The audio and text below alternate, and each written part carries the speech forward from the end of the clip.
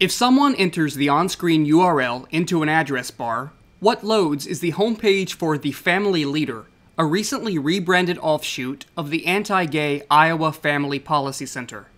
However, if one removes the last portion of the URL, leaving only this text string, the address automatically upconverts to a much longer one that alludes to something called the second-hand effects of same-sex marriage. That converted page is now dead. However, a quick Google search brings us to its other home on the internet, which can be found at secondhandeffects.com. There, one will learn that this was/is a program in Iowa designed to, quote, unpack the lies of homosexual propaganda, unquote, so that its organizers at the Iowa Family Policy Center could paint homosexuality as a public health crisis on par with or even exceeding cigarette smoking.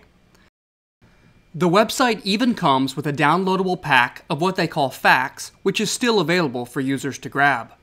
A packet filled with anti-gay, highly discredited propaganda from sites like WorldNet Daily and LifeSite News, supposed facts that come with incendiary titles like Gay Sex Kills.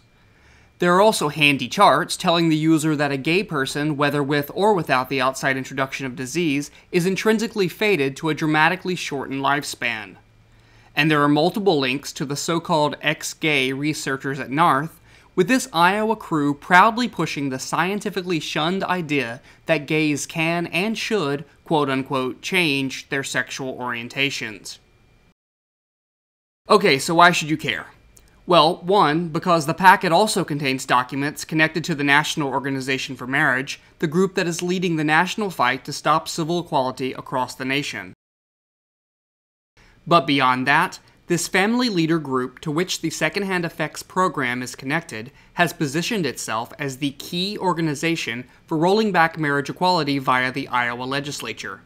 The group's head, Bob Vander Plaats, is currently on a 99-city speaking tour, drumming up support for putting gay people's rights on the state ballot, an idea that the Republicans in the Iowa State House have already voted to affirm.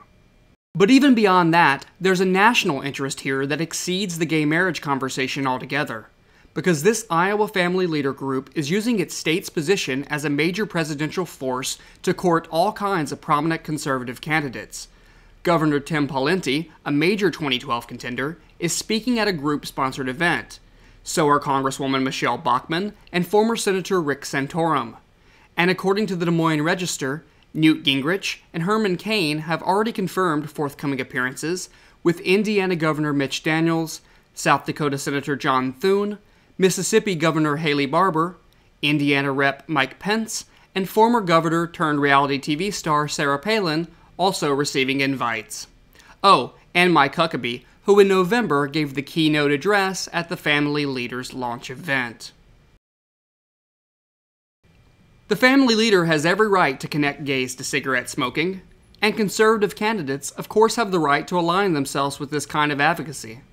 But if they do, then perhaps the big election question of 2012 will be, is this really the kind of change any of us should believe in?